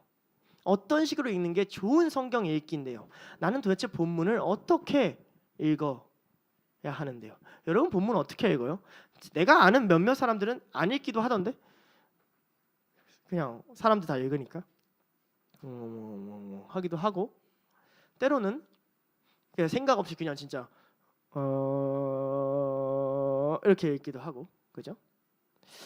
어떻게 읽어야 본문을 잘 읽는 걸까? 주의 영으로 성경을 읽는 사람은 도대체 어떻게 읽을까? 이걸 고민하다가 사실 이것을 굉장히 깊게 고민하는 한 사람의 도움을 받으려고 말씀을 또 찾아봤어요. 성경을 읽으려고 주야로 맨날 말씀을 읽으려고 늘 고민해서 말씀은 이런 거지 난 하나님 이렇게 말씀을 읽고 싶습니다라는 수만 편의 시를 적은 다윗의 이야기예요. 특히 시편 119편은 내가 어떻게 성경을 읽는지를 히브리서 철자들을 22개가 있는데 각 8행으로 라임을 맞춰서 우리로 치자면 기역 8행, 기역으로 시작하는 8글자에서 8행, 니은 8행, 디귿 8행 해가지고 히브리서는 22개거든요 철자가. 그래서 176절을 나는 말씀을 이렇게 읽어를 설명한 시편 119편이 적혀 있어요. 여러분은 어떤 태도와 어떤 마음으로 말씀을 읽어야 될지 모른다면 적어도 어디를 펴보면 돼요? 시편 119편을 펴서 8절씩 끊어서 읽어보면 돼요. 그런데 제가 여기서 지금 시편 119편의 22개를 다 설교를 하면 우리들의 한정된 뇌 용량으로 인하여 말씀은 점점 산으로 가고 우리는 우주 끝자락에서 하나님을 만나게 될 터이니 그 중에 하나만 뽑아 오도록 하려고 했어요. 그런데 그 전에 다윗이 어떤 사람이었는지 도대체 다윗이 왜 이렇게까지 말씀을 제대로 읽으려고 했는지를 우리가 한번 생각해 볼 필요가 있어요. 성경은 정확하게 다윗이 언제부터 말씀을 제대로 읽으려고 했고 언제부터 말씀을 제대로 읽어왔는지는 잘 설명을 안 해줘요. 힌트가 있다면 어릴 적부터 읽었다라는 말을 시편에서 종종 하긴 해요. 근데 다윗에게 나는 말씀을 제대로 읽게 한 결정적인 사건이 있다고 생각해요. 그게 언제냐면 언약궤를 다윗이 가지고 들어올 때예요. 다윗이요 말씀을 잘 몰랐어요. 그때는 말씀을 가르쳐줄 수 있는 사무엘도 죽었고 사울도 개판이었고 사울이 말씀 가르쳐줄 수 있는 제사장을 다 죽여버렸어요. 그래서 이제 다윗한테 돌아온 제사장은 어린 수습 제사장이 도망왔단 말이에요. 그를 세웠어요. 그럼 뭘 알겠어요. 이제 막 왕이 됐고 이제 제대로 문선을 볼 수 있고 이제 제대로 하나님의 말씀을 분별할 수 있는데 근데 다윗이 하나님을 사랑하잖아요. 우리가 하나님이 가까이 왔으면 좋겠는 것처럼 예배 가운데 하나님이 임했으면 좋겠는 것처럼 그의 나라에 그의 통치 안에 하나님이 임하길 원하시잖아요. 그러니까 하나님 오세요 하고 왔어요. 근데 그가 어떻게 데리고 오냐면 하나님이 블레셋에서 그러니까 벗어나올 때 블레셋을 무너뜨리고 나올 때 수레에다가 언약궤를 싣고 나왔단 말이에요. 그런 것처럼 이렇게 하면 되겠지. 그냥 어른들이 그렇게 했으니까 의뢰 다른 사람들이 그렇게 읽으니까 이렇게 하면 되겠지 하고 가는데 소가 날뛰는 거예요. 그러니까 어떻게 해요? 옆에 있던 우사가 언약궤를 잡죠. 그러니까 어떻게 돼요? 터져요. 안에서부터 팍 터져요. 생각해봐요. 석훈이 미안해요. 석훈이가 찬양 인도를 하는데 합당하지 않은 가사를 부른 거예요. 갑자기 석훈이가 여기서 터져가지고 석훈이의 내장과 눈알이 막 동석 입까지 막 날아가는 거예요. 여러분 피 쫙 다 뿌려지고 예배 드릴 수 있겠어요? 하나님 가까이 둘 수 있겠어요? 다윗이 이제 17년 6개월 만에 왕이 돼서 이제 비로소 하나님 앞에 서서 이제 비로소 잘하려고 했는데 그런 사건이 발생한 거예요. 너무 놀랬죠. 언약궤를 일단 오베데돔이라는 사람 집에 맡겨놨죠. 그동안 뭐 했을까요? 말씀 찾아봤을 거예요. 다윗이 뭘 깨달았을까요? 이게 그냥 지켜도 되고 안 지켜도 되는 말씀이 아니구나. 이 말씀에 생명이 있구나.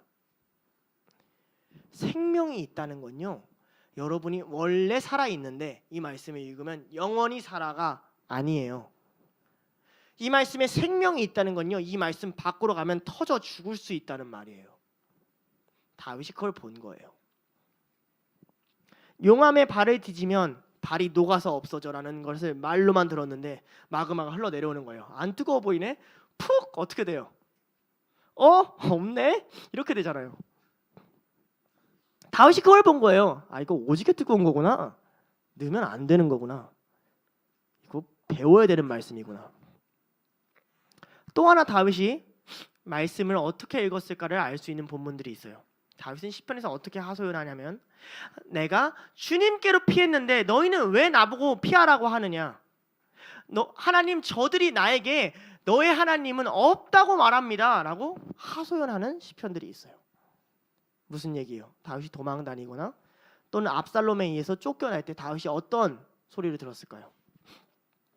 너 틀렸어. 하나님 너 버렸어. 너 그딴 식으로 신앙생활하면 구원 못 받아. 이거 뭐예요? 너 끝났어. 너 이제 목회자로 수명 나가랴. 야, 너 이제 안 돼. 교회에서 너 끝났어. 나는 이스라엘 백성들의 소리를 들어야 되는 왕이었다고요. 그럼 다윗이 흔들리는 거예요. 내가 진짜 끝났나? 왜냐면 상황이 그러니까. 도망 다니는 것 같고 안 되는 것 같고 안 풀리는 것 같고 내 주변에 문제만 있는 것 같으니까 나 진짜 망한 건가? 나 진짜 인생 이대로 살다가 이렇게 끝나나? 그러고 말씀을 폈겠죠. 주님께 피했다는 게 무슨 말일까요? 내가 주님의 말씀을 읽을 때 그걸 기쁨으로 읊조렸다는 말이 무슨 말일까요? 성경을 읽으니까 보게 된 거예요. 아니야, 난 내 기름 부은 받은 자를 세워. 아니야, 나는 내 말씀을 소중히 여기는 자를 버리지 않아. 율법에는 그렇게 얘기하지 않고 있는 거예요. 다윗이 얘기하는 거죠. 나는 하나님께 피했어. 왜 너네들이 나한테 망했다 그래? 왜 사람들의 상황과 환경과 성품과 이런 걸로 나를 재단해? 나는 하나님께 피했어. 말씀 아니면 나는 살 길이 없어. 나는 말씀으로 피했어. 이런 다윗이 말씀을 고민하면서 쓴 시편이 119편이에요. 그 중에서도 제가 굉장히 좋아하는 구절이 119편 17절부터 24절입니다. 우리가 하나님의 말씀을 들어서 다윗이 과연 어떤 마음으로 이 시편을 썼을까, 어떤 태도로 이 시편을 썼을까를 한번 생각해 보면서 우리가 다윗이 된 마음으로 함께 이 시편을 읽었으면 좋겠습니다. 자, 함께 읽겠습니다. 시작. 주의 종을 후대하여 살게 하소서. 그리하시면 주의 말씀을 지키리이다. 내 눈을 열어서 주의 율법에서 놀라운 것을 보게 하소서. 나는 땅에서 나그네가 되었사오니 주의 계명들을 내게 숨기지 마소서. 주의 규례들을 항상 사모함으로 내 마음이 상하나이다. 교만하여 저주를 받으며 주의 계명들에서 떠나는 자들을 주께서 꾸짖으셨나이다. 내가 주의 교훈들을 지켰사오니 비방과 멸시를 내게서 떠나게 하소서. 고관들도 앉아서 나를 비방하였사오나 주의 종은 주의 율법들을 작은 소리로 읊조렸나이다. 주의 증거들은 나의 즐거움이요 나의 충고자니이다. 놀랍게도 이 본문에는 이렇게 읽으면 잘 읽는 거야, 뭐 앞에서부터 또박또박 읽기 이런 말 없어요. 다만 뭐밖에 안 담아있냐면 어떤 마음으로 읽어야 되는지만 남아있어요. 성경을 잘 읽는다는 건 앞에서부터 읽든 일독을 하든 정독을 하든 빠르게 읽든 여러 번 읽든 창세기를 읽든 계시록을 읽든 신약부터 읽든 사실 그렇게 중요하지 않아요. 그보다 더 중요한 건 이 말씀 앞에 서는 자의 마음이에요. 나는 저 시편이 좀 마음이 아파요. 20절 봐봐요. 주의 규례들을 사모함으로 내 마음이 상하나이다. 우리는 반대해야 될 것 같지 않아요? 주의 규례들을 사모함으로 내 마음이 위로를 받나이다. 야, 우리가 생각하는 말씀 아니에요? 하나님의 말씀? 하나님의 말씀을 사랑했어. 그럼 내 마음이 평안을 얻고 기쁨을 얻고 위로를 얻어야지. 내가 주의 말씀을 사모했는데 왜 마음이 상할까요? 사모하지 않는 자들의 말이 치고 들어오니까. 교회 안에서도 둘로스 안에서도 여러 번 나눔할 때도 말씀을 사모하지 않는 자처럼 말하니까. 말씀을 사모하는 자가 이상해지니까. 말씀을 사모하는 자가 괴로워지니까. 말씀을 사모하는 자가 괴로운 세상이에요. 다윗이 말하잖아요. 나는 땅에서 나그네가 되었사오니 주의 계명들을 내게 숨기지 말라고. 하나님이 말씀을 숨기면 내가 어디로 갑니까? 이거 아니에요. 난 나그네인데 이 땅에 발붙일 곳이 없는데 하나님 저 왕이라고요? 저 왕도 아니에요. 누가 나를 왕으로 대합니까?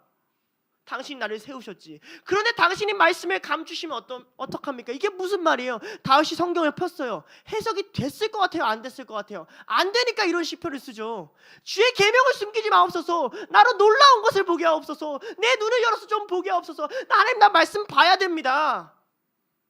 나 해석해야 됩니다. 나 그래야 삽니다. 왜 감추십니까? 아무 사람도 아무 곳에 가서도 나한테 하나님처럼 말씀하시는 분 없지 않습니까? 왜 감추십니까? 여러분, 성경 이렇게 읽는 거예요. 마음이 가난한 자가 성경을 읽어요. 심령이 가난한 자가 말씀을 본다고요. 여러분이 마음이 평안하고 부유한 게 저주가 될 수가 있어요. 나는 이 다윗의 기도가 둘로스의 기도가 되기를 바라요. 내가 하나님한테 늘 기도하는 한 가지가 있거든요. 주님, 저한테 다른 은사 안 주셔도 됩니다. 그런데 나한테 말씀 보는 눈만 허락해 주세요. 나 죽을 때까지 그 은혜는 좀 허락해 주세요. 라고 자주 기도해요. 여러분도 기도하세요. 여러분 다른 은사, 시험 볼 때 지혜, 그런 거 말고 좋은 관계 좋아요. 근데 그런 것보다 하나님, 나 말씀 보는 눈 좀 허락해 주세요. 나 어차피 누구 만나도 나그네예요. 나 어차피 마음 상해 있어요. 이 세상은 내가 발붙일 곳이 아니에요. 주님이 보여주셔야 돼요. 이런 태도요. 하나님이 다윗의 태도를 봤을 때 어떻겠어요? 어떤 사람한테 가서 다 상하는데 그 상하는 이유가 하나님 말씀 지키려고 마음 상하는 애. 어디에 가서도 힘들고 애를 쓰는데 그렇게 애를 쓰는 이유가 하나님 말씀 읽으려고 애를 쓰는 애. 하나님이 다윗을 보시기에 어땠겠어요? 우리 본문을 한 번 더 읽을 건데 조금 다른 뉘앙스로 세 번역으로 한번 같이 읽어보려고 해요. 여러분 고백하는 마음으로 함께 다시 한번 봉독하시겠습니다. 시작. 주님의 종을 너그럽게 대해 주십시오. 그래야 내가 활력이 넘치게 살며 주님의 말씀을 지킬 수 있습니다. 내 눈을 열어 주십시오. 그래야 내가 주님의 법 안에 있는 놀라운 진리를 볼 것입니다. 나는 땅 위에 잠시 동안 떠도는 나그네입니다. 주님의 계명을 나에게서 감추지 마십시오. 내 영혼이 주님의 율례들을 늘 사모하다가 쇠약해졌습니다. 주님께서는 오만한 자들을 책망하십니다. 그 저주받은 자들은 주님의 계명에서 이탈하는 자들입니다. 그들이 나를 멸시하지 못하게 해주십시오. 그들이 나를 비웃지 못하게 해주십시오. 나는 주님의 교훈을 잘 지켰습니다. 고관들이 모여 앉아서 나를 해롭게 할 음모를 꾸밉니다. 그러나 주님의 종은 오직 주님의 율례를 묵상하겠습니다. 주님의 증거가 나에게 기쁨을 주며 주님의 교훈이 나의 스승됩니다. 여러분 누구의 제자예요? 누구를 따르는 자예요? 하나님의 말씀이 여러분한테 임하는 게 가벼워요? 하나님의 말씀을 읽는 그 시간이 쉬워요? 너무 잠깐 지나가서 예배 시간이 아무것도 아닌 시간 같아서 우리가 얼마나 소중한 걸 놓치고 사는지 아세요? 우리는 세상의 처소로 나가면 안 돼요. 곤고하기에 더 말씀의 처소로 나가야 돼요. 쾌락은 늘 우리를 불러요. 그곳으로 도망가라고, 편한 곳으로 오라고. 그냥 다윗이 뭐라고 얘기해요? 주님, 저는 악인의 장막에서 사는 것보다 주님의 성전에 문지기, 들어가지도 못하는 문지기가 되는 게 더 좋습니다. 이렇게 얘기한다고요. 여러분 힘들 때 말씀 앞으로 오십시오. 힘들 때 예배드리러 오십시오. 그 안에 우리한테 위로되는 말씀이 있던 없던 하나님의 말씀을 읽는 것이 나의 힘이라고 고백하십시오. 아무것도 없는 이 311호가 여러분을 평안하게 쉴 수 있는 그 어떤 좋은 호텔이나 휴양지보다 더 값진 곳이기를 간절히 축원합니다. 여러분은 예수님의 제자이기를 원합니다. 마지막인데요. 본문에서 우리는 무엇을 읽는가 하는 지점이에요. 우리는 결론적으로 뭘 읽고 있을까요? 뭘 읽긴요? 하나님의 말씀을 읽죠. 그죠? 하나님의 말씀을 읽는다는 건 뭘까요? 되풀이하면서 우리가 보는 게 뭘까요? 요한계시록 1장 3절에는 성경 끝까지 우리한테 이것을 명령해요. 요한계시록 1장 3절인데요. 자, 들어주세요. 큐. 네. 한 절이니까 다 같이 읽어볼게요. 시작. 이 예언의 말씀을 읽는 자와 듣는 자와 그 가운데 기록한 것을 지키는 자는 복이 있나니 때가 가까움이라. 우리는 성경을 읽고 설교를 듣고 삶을 살아가죠. 근데 이 말씀이 이렇게만 읽으면 그렇지 읽는 게 복이지, 그렇지 말씀 지키는 게 복이지, 이렇게 해석이 돼요. 근데 이 말씀의 뉘앙스를 좀 훨씬 잘 재밌게 살린 번역본이 현대인의 성경이 있어서 현대인의 성경을 한번 가져와 봤어요. 우리가 현대인 성경으로 같은 본문을 읽어볼게요. 시작. 이 예언의 말씀을 읽는 사람과 듣고 그 가운데 기록된 것을 지키는 사람들은 행복합니다. 이 예언들이 이루어질 때가 가까이 왔기 때문입니다. 자, 요한계시록에서 이 얘기를 한다는 걸 잘 기억해야 돼요. 세상 마지막 때 무시무시한 책이잖아요. 막 땅에 3분의 1 날아가고 하늘에 3분의 1 날아가고 막 사람들 죽고 전염병 일어나고 막 음녀가 와서 사람들 꿰내고 막 교회가 산산조각 나고 이런 얘기가 막 나온단 말이에요.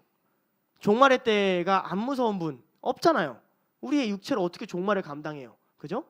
그런데 그 시작점에 무슨 얘기를 하냐면 요한이 야, 성경을 읽는 자, 성경을 듣는 자, 성경을 지킨 자들은 행복해. 왜냐하면 마지막 때가 가까우니까. 예수님 오실 거니까. 예수님 딱 오셨을 때 주님 더 읽었어요? 주님 저 들었어요? 주님 저 지켰어요? 주님 저 틀리지 않았죠? 주님 제가 살아온 인생이 잘못되지 않았죠? 예수님이 오실 거라면 듣고 읽고 지키는 자가 행복한 삶이 아니냐라고 요한은 묻고 있는 거예요. 예수님이 안 오실 거라면, 예수님이 나중에 오신다면, 예수님이 한참 후에 우리 죽은 다음에 오신다면, 예수님이 아예 오시지 않을 거라면 말씀을 읽고 듣고 지키는 게 안 행복하죠. 고생해야 되는데 힘든데, 무서운데, 그런데 음료를 따라갔다가 세상을 따라갔다가 예수님 오면 어떡해요? 말씀을 손에 놓고 있다가 아무 생각 없이 살다가 예수님 오면 어떡해요? 내 귀에 세상적인 노래만 열심히 들리다가 예수님 오면 어떡해요? 행복하실 것 같아요? 안 행복해요. 여러분에게 기쁨을 주던 모든 것이 저주처럼 돌아올 거예요. 내가 왜 이걸 들었지? 이 쓰잘데기 없는 걸. 내가 왜 이걸 봤지? 이 쓸모없는 걸. 내가 이 관계에 왜 그렇게 집착했지? 이 의미 없는 걸. 예수님 오신다면요. 예수님 오실 때가 가까웠어. 그러니 이 말씀을 듣고 읽고 지키는 자는 행복하지 않겠니? 라고 요한은 이야기하고 있는 거라고요. 뭘 읽는 걸까요? 그리고 1장에서 요한이 쭉 설명을 하기 시작해요. 이 예언의 말씀이 뭔지. 우리는 요한계시록 하면 너무 우리 중심이라 심판만 너무 이렇게 매여 있어요. 무서우니까. 요한의 시작은 이거예요. 이 말씀이 뭔지를 설명하면서 요한계시록 7절, 8절, 1장 7절, 8절에 이런 식으로 이어가요. 들어주세요. 제가 읽을게요. 볼지어다 그가 구름 타고 오시리라. 각 사람의 눈이 그를 보겠고 그를 찌른 자들도 볼 것이요 땅에 있는 모든 족속이 그로 말미암아 애곡하리니 그러하리라. 아멘. 주 하나님이 이르시되 나는 알파와 오메가라. 어제도 있고 전에도 있고 장차 올 자요 전능한 자라 하시더라. 누구에 관한 이야기예요? 예수님에 관한 이야기예요. 그러면서 1장 내내 무슨 얘기하는 줄 알아요? 그리스도를 본다는 것에 대해서 얘기를 해요. 앞에서 분명 뭘 얘기했냐면 말씀을 읽고 듣고 지킨다는 것에 대해 얘기해요. 그 이후에 뭘 얘기하냐? 그리스도를 본다는 것에 대해서 얘기해요. 요한이 생각하는 말씀을 읽는다는 건 누구를 보는 걸까요? 그리스도를 보는 거예요. 그의 눈이 불과 같고 그의 발은 용광로에 담아서 뺀 주석과 같고 그의 입에는 좌우에 날선 칼이 있고 그는 다윗의 열쇠를 열고 지옥을 관장하는 자요 하면서 쭉쭉쭉쭉 끝까지 1장 끝까지 예수 그리스도가 어떤 분이고 내가 본 예수가 누구인지를 계속 기록해요. 여러분, 요한이 갖고 있던 놀라운 사고예요. 요한은 말씀을 읽는다는 걸 곧 뭐라고 생각했냐면 말씀을 읽는 것은 예수님을 읽는 거지 라고 요한은 생각했어요. 그 흔적이 어디 남아있냐면 요한복음 1장에 나와 있어요. 요한복음 1장 5절 1절부터 5절인데요. 태초에 말씀이 계시니라. 이 말씀이 하나님과 함께 계셨으니 이 말씀은 곧 하나님이시라. 그가 태초에 하나님과 함께 계셨고 만물이 그로 말미암아 지은 바 되었으니 지은 것이 하나도 그가 없이는 된 것이 없느니라. 그 안에 생명이 있었으니 이 생명은 사람들의 빛이라. 빛이 어둠에 비치되 어둠이 깨닫지 못하더라.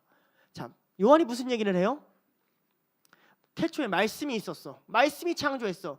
말씀이 그리고 뭘 해요? 1장 12절부터 14절이에요. 시작.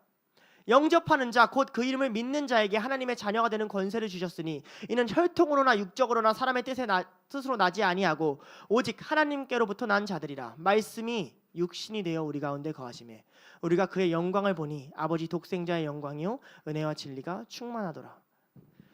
요한의 사고에서는 예수님을 만났다는 건 말씀을 만난 거예요. 그렇기 때문에 말씀을 만난다는 건 예수님을 만나러 가는 거예요. 요한은 이게 분리된 사람이 아니었어요. 말씀이 세상을 창조했고 그 세상 가운데 말씀이 들어왔는데 내가 본 그가 독생자였어. 그러니 독생자가 이제 보이지 않더라도 다시 올 날을 기다리면서 내가 예언의 말씀을 받았는데 가장 먼저 본 게 독생자였어. 나는 말씀을 통해 그리스도를 보고 그리스도를 보고 말씀을 보았다라고 생각하는 게 요한의 사고방식이에요. 근데 참 재밌어요. 그 안에 뭘 얘기하냐면 말씀이 왔는데 빛이 어둠에 비치되 어둠이 깨닫지 못하는 자가 있더라. 그와 반대로 12절에 영접하는 자 곧 그 이름을 믿는 자들에게는 하나님의 자녀가 되는 권세를 주었더라.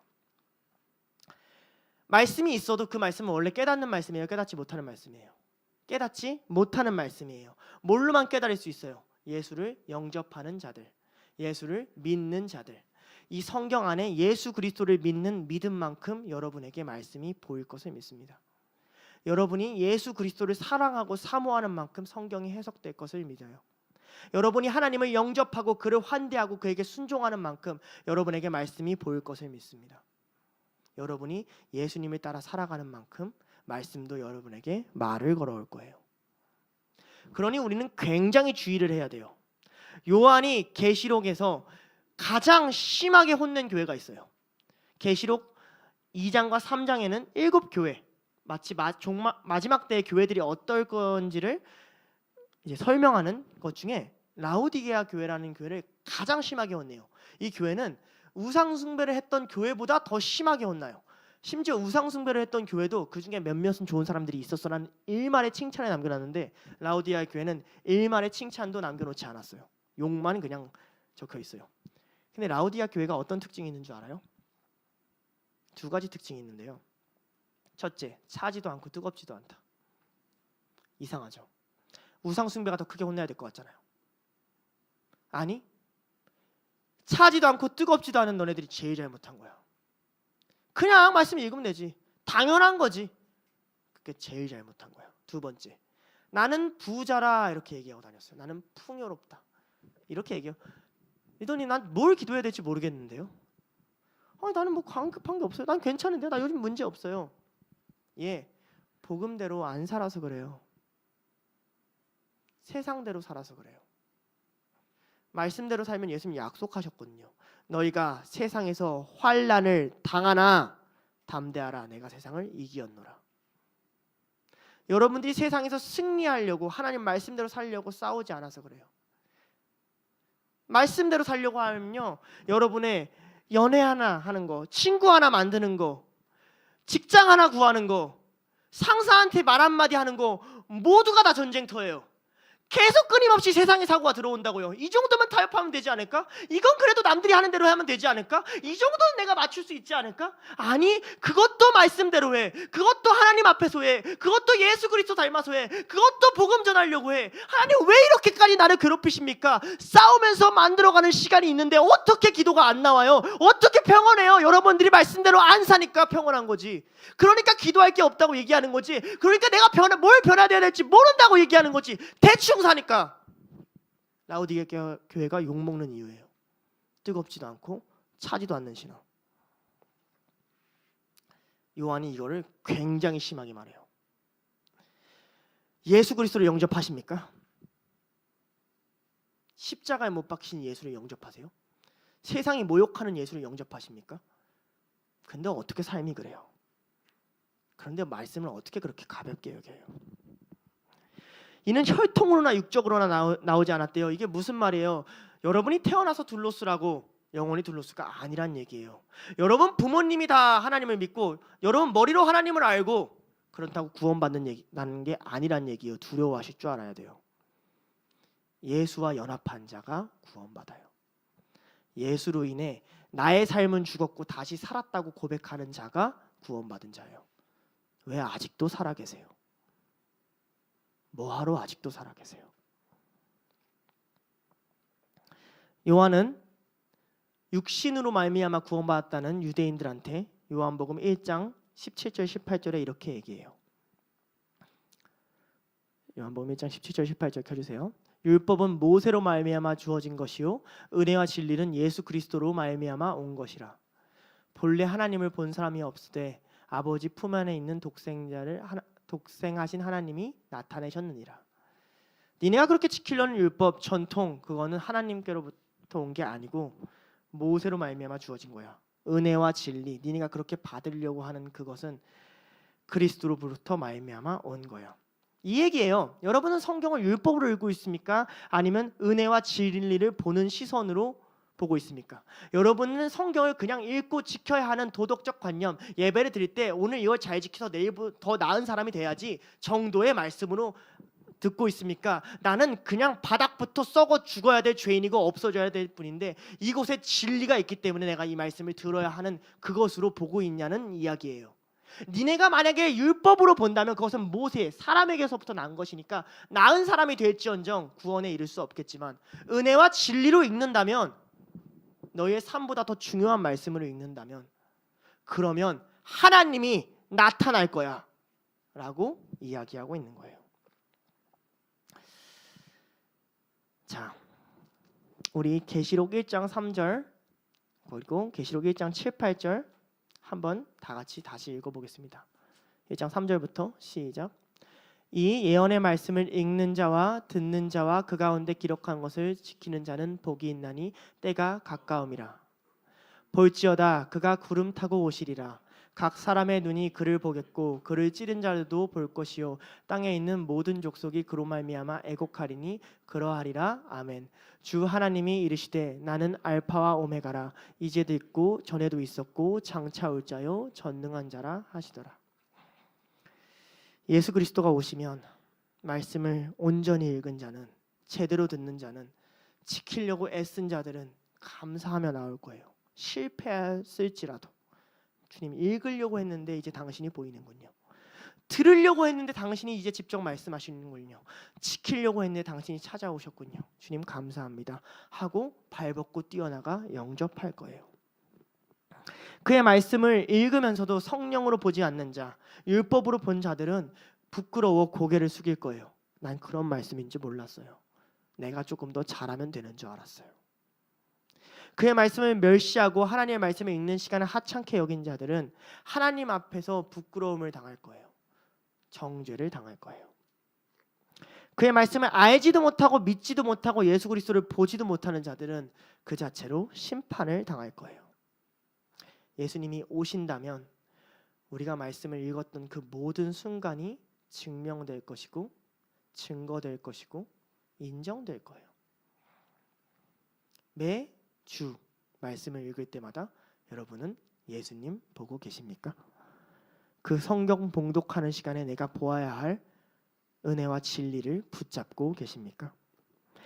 처음부터 끝까지 알파와 오메가까지 성경의 모든 곳에 예수 그리스도를 영접하기 위하여 이 말씀을 펴서 다시 말씀 앞으로 나아가고 계십니까? 설교 사실 별로 안 중요해요. 하나님 말씀 읽는 게 훨씬 중요해요. 그 안에 그리스도를 본다면 우리가 읽는 이 말씀으로 충분할 것임을 믿습니다. 그러니 하나님께서는 우리한테 잠깐 멈춰서서 성경을 봉독하라고 하는 거예요. 설교 듣기 전에, 사람의 말 듣기 전에 나의 말이 너에게 임했다. 예수 그리스도가 너에게 온 것처럼 나의 말이 너에게 임한다. 예수 그리스도가 살아 역사하며 움직인 것처럼 내가 너희와 함께하고 내가 너희에게 나타날 것이다. 너희는 와서 나를 영접하라. 우리 이제 기도합시다. 찬양하고 기도합시다. 하나님, 참 믿음이 없습니다. 너무 바쁩니다. 삶을 살아가다 보면 하나님을 놓칠 때가 너무도 많습니다. 그런데 하나님, 예수님 보며 살고 싶었고 말씀 하나님 미워해서 이 자리에 온 거 아니고 주님 사랑해서 이 자리에 온 거 맞는데 그럼에도 너무 죄인인지라 믿음이 연약한 자인지라 하나님 너무 놓칠 때가 많습니다. 나한테 믿음 좀 더하여 주시옵소서. 주 예수를 영접하는 자, 그 이름을 믿는 자들에게 나타나신다 하였사오니 내가 성경 읽을 때 예수님 나타날 수 있도록 나에게 그 믿음 좀 허락해 달라고 함께 찬양하며 기도하시겠습니다.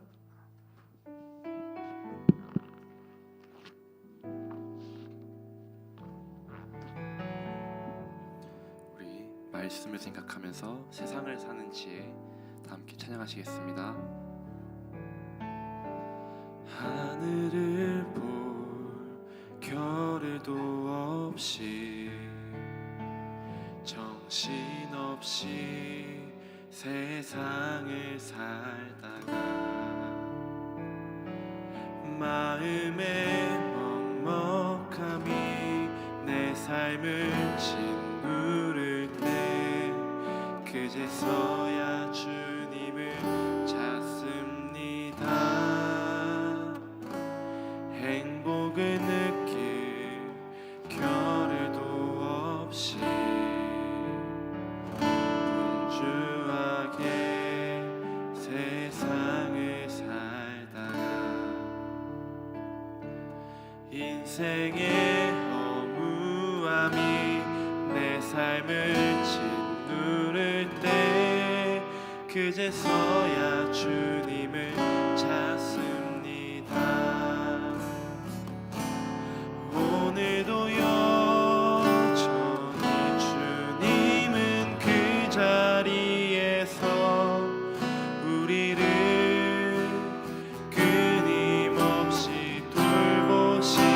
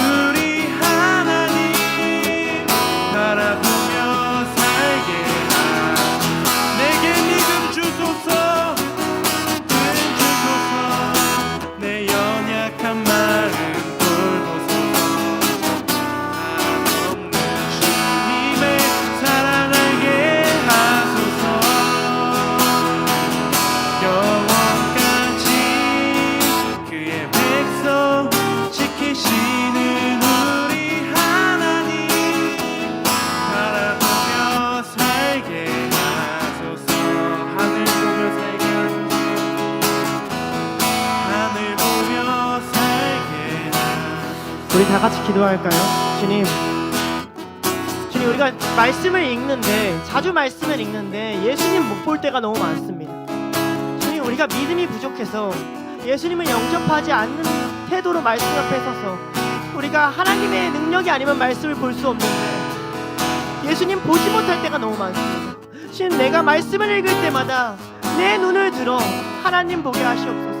예수 그리스도의 사랑과 능력 내가 발견하게 하시옵소서.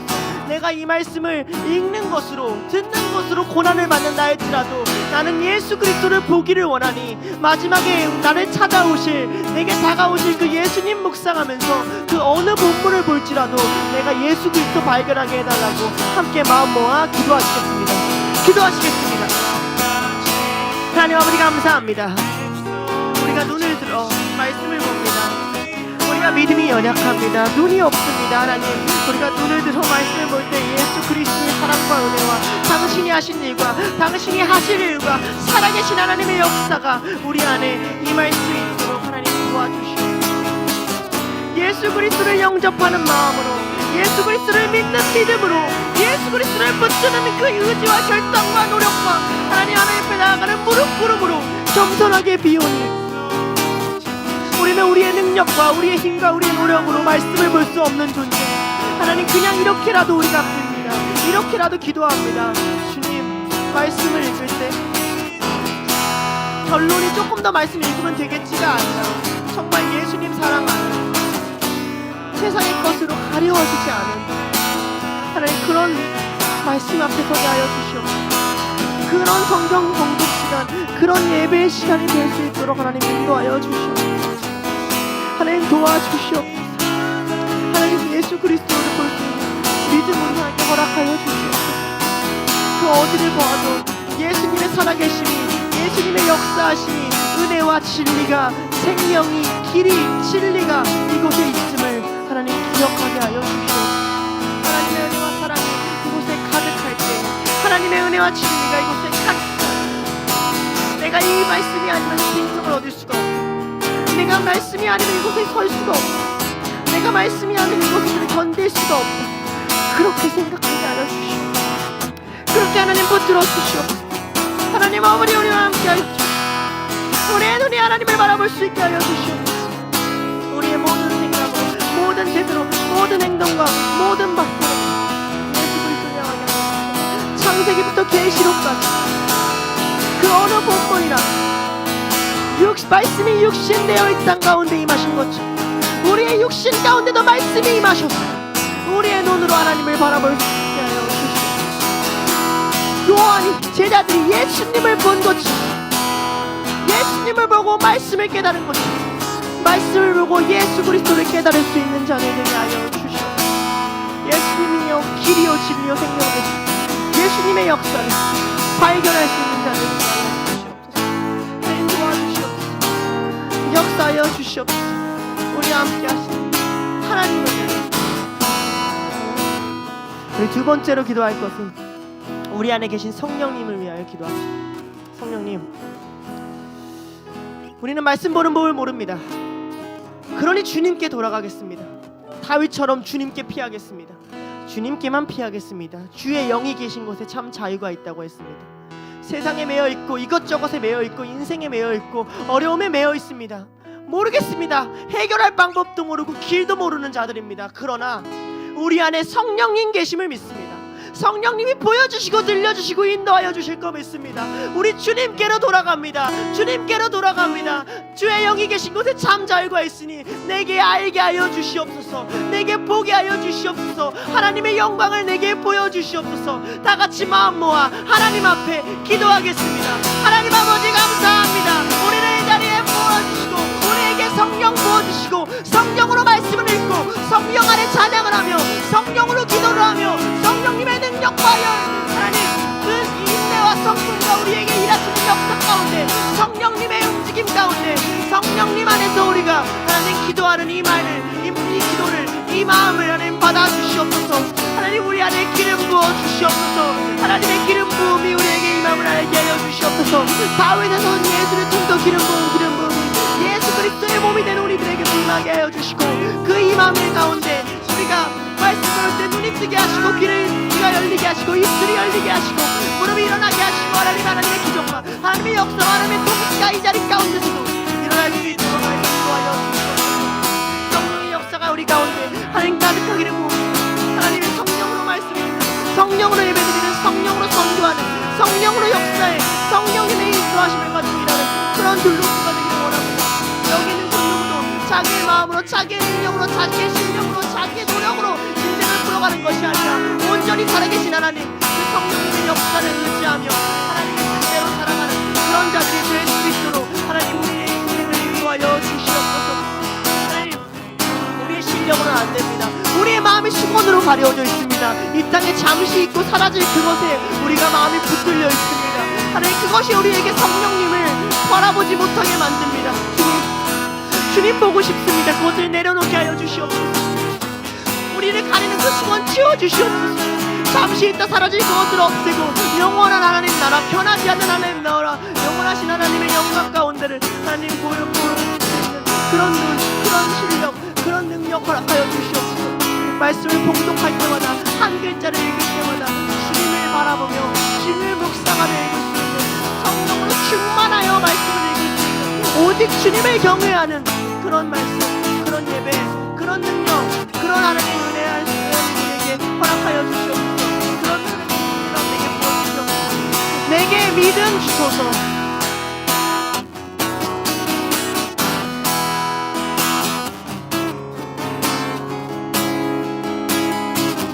한없는 주님의 사랑 알게 하소서.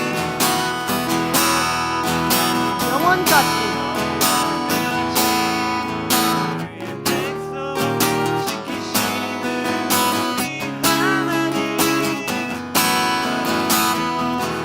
내게 믿음 주소서. 내 연약한 마음